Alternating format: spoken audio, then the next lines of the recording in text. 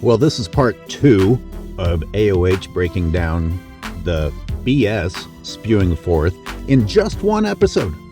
Couldn't even finish one episode with one of my own breakdowns of First Things First. So here's part 2. And for some reason, they're quoting some Twitter account. I don't know who this Twitter account is, but that doesn't mean anything. I don't know who anyone's Twitter account is. But the person isn't even talking trash about LeBron James. They came up with this vague thing about people are saying, can't even be specific. So we don't even know if this is just complete horse crap to have something else to talk about. And he's actually defending LeBron. People are saying LeBron doesn't care about winning. Those people don't know what they're talking about. So LeBron takes the opportunity to jump on the bandwagon of someone who sucks. It's interesting to me that people like LeBron James have time to even be responding to accounts on Twitter. But worse than that, I guess, is that we have these TV shows that dedicate sections of their shows to a tweet that is nothing. It's not even actually a shot at LeBron James. They're pretending that it was. So why am I wasting time on it? Well, because of what Chris Broussard says right here. Because here's what the issue is. People are going to say because he won't go to Phoenix for the minimum, he's not interested in winning. Well, what star is going to take the minimum, Nick, to go to a better situation? Well, I can think of someone immediately because that person was ridiculed for doing it. You guys know who I'm talking about? Of course, it's Kevin Durant when he went to the Warriors. He didn't take the minimum. I don't even know why these guys are talking about a minimum. There's nothing out there that LeBron James would have to take the minimum to go to Phoenix. But Kevin Durant did take $10 million less to go join a winning situation. And it's interesting that these guys are saying that supposedly LeBron is being criticized for not being willing to take less money to go to a winning situation. And yet Kevin Durant was crucified for taking less money to go to a winning situation. No matter how you feel about Kevin Durant, the inconsistency here is through the roof. Based on the angle that these guys are taking, Kevin Durant should have been praised heavily for being willing to take a pay cut to go to a winning situation. But what are we even talking about here? Does anyone really believe that LeBron James is considering Phoenix? Does anyone really believe that Phoenix would only offer the minimum? The only indication of LeBron going to Phoenix was the fact that Bronny chose Phoenix as the only other team to accept an invitation to work out at. LeBron James does not want to live in Phoenix, and he does not want to move his family to Phoenix. And if you're Kevin Durant, you got to think, okay, if LeBron's coming here, I'm demanding a trade to leave. I would like to think that Kevin Durant would do that if he's going to be consistent with his toxicity comment that he put out previously. Otherwise as well. So I'm not going to criticize LeBron if he doesn't go to Philly, where they have the cap room to pay him max money. I'm not going to say that means he doesn't want to win. So, a lot of stars don't move on. They're comfortable where they're at. You guys help me out in the comments. Is this even real, or is this a fake narrative that they're coming up with, pretending that LeBron is being scrutinized for this? Or are they just trying to keep LeBron in the news and talking about LeBron? Who's criticizing LeBron about not being willing to take a pay cut to go somewhere else? Because earlier you're talking about taking a pay cut to find another super team.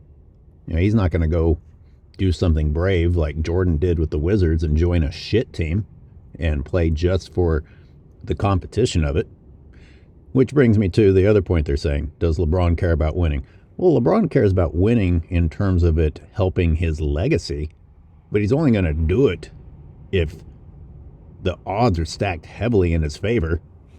And his main role is to decide to run in when he sees that there's a layup opportunity, or be down at the other end of the court waiting for the outlet pass so that he can do an exaggerated dunk and flex to the crowd while he's all alone after cherry picking, and then get the credit get named MVP of the team for doing that shit.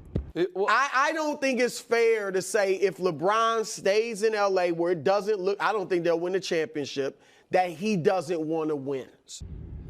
Again, who is saying this? Is this even real, or is it LeBron fans? Because LeBron-minded people will consider being interested in winning as jumping ship to go to the next easiest path to a ring. The problem is, what's wrong in LA is what will be wrong wherever LeBron James goes. LeBron James is what's wrong. LeBron James is what prevents the Lakers from reaching their potential. You have playoff games that the Lakers lost where the margin of victory was single digits. And you can look at LeBron James turning the ball over in the last minutes. LeBron James having 7 turnovers in the game. LeBron James being the one who gets scored on. LeBron James, the one who has the ball in his hands at the end and can't convert. Those add up to the difference in winning and then some. Because you don't think, I don't want to speak for you, you don't think it's his top priority? I think it's a fair question that he's not, winning is not number one, and I think it probably shouldn't be, to be honest with you. So here's my question.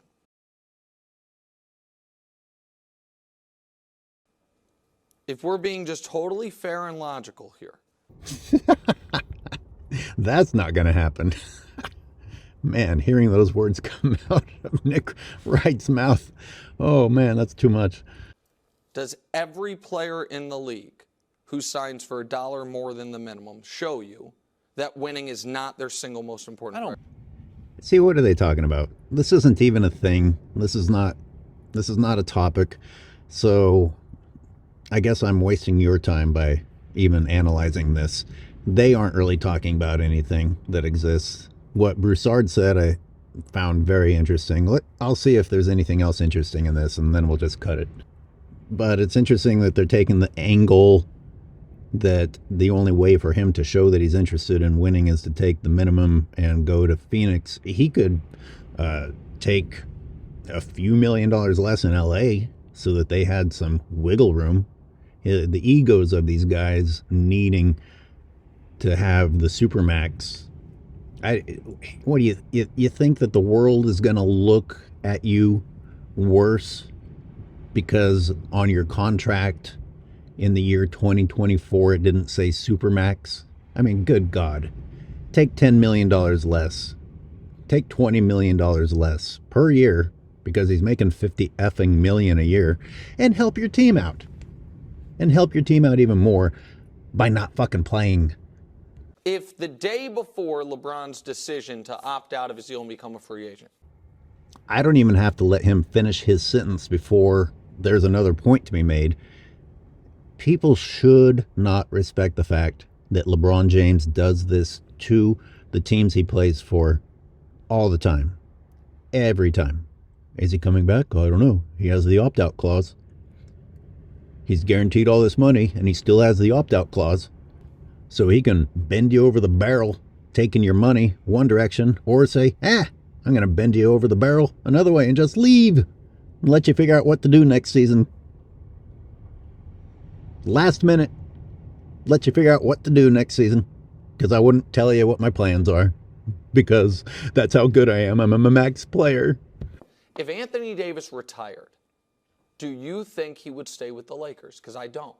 Because I think that if Anthony Davis retired, winning with the Lakers would be impossible. It's disturbing for an old head like me to listen to a show that's actually embracing and encouraging a player for wanting to escape the moment things get going hard, for showing everyone at home that your approach to competitive sports should be to always look for the easiest way out. Go super team hopping. I mean, that's what they're saying here. Oh, you know, if Anthony Davis retires, you should quit too. You lost your best player, you should quit too. I mean, anybody on your teams when you were playing in high school or college have your top player get injured and you're out the season? I mean, that's another way of looking at these guys saying everyone else on the team should just sit out the rest of that year. Don't play it for the sport. Only play if you have a really guaranteed or close to guaranteed chance of winning. Of course, it's fine for everyone else to be stuck there and fight through it, but LeBron James, because we have a super set of rules for him, should be allowed to escape as soon as the going gets tough, which is what he's done throughout his career.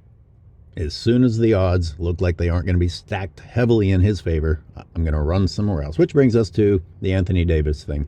Yeah, things would get a lot rougher for LeBron James in LA if Anthony Davis wasn't playing, because Anthony Davis makes up for a lot of the problems that LeBron James brings to the floor.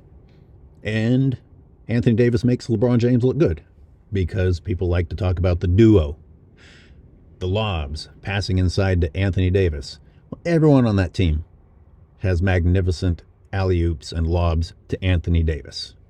LeBron James sits out, someone else gets to enjoy having that advantage. LeBron James is not the key to being able to take advantage of Anthony Davis. Anthony Davis would be a magnificent asset for anyone else that you brought in to replace LeBron James. And that squad, maybe not championship level, but that squad, in my opinion, would still be able to compete without Anthony Davis if LeBron James wasn't there. So my rules are, if you lose Anthony Davis but still want a chance at winning, you have to get rid of LeBron James too. But I think that it is a priority, but if it were his top singular priority, do you know what he should do? So Nick Wright has switched to saying it's not his top priority, but it's a priority. And I also just paused it here to keep from a copyright strike. But what do you think Nick's about to say next? Sign with Denver in the spot that's going to be vacated by KCP. Amazing. Again, truth is stranger than fiction. They're actually encouraging someone to cowardly hop around to whichever team is most likely to be able to carry his ass to a winning situation. Oh my God. Oh my God. Like, this is the LeBron effect, in my opinion, because LeBron fans will run to pointing at other people and say, oh, other people do it too. The Miami thing really changed the competitive nature of the NBA. And that was scrutinized for a little while. And here we are 15 years later, and it's become the norm. Now, douches like this are actually on television encouraging that type of behavior. Would you think that's a good idea? I'd refuse to play along with the idea that he should take anything less than.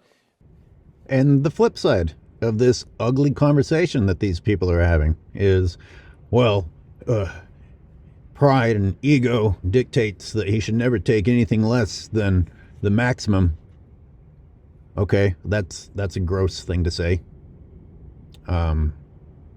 Being a pro athlete once meant more than just demanding the most you could possibly demand. And the other side of this conversation is cowardly team hopping. I mean, both sides of their argument are gross.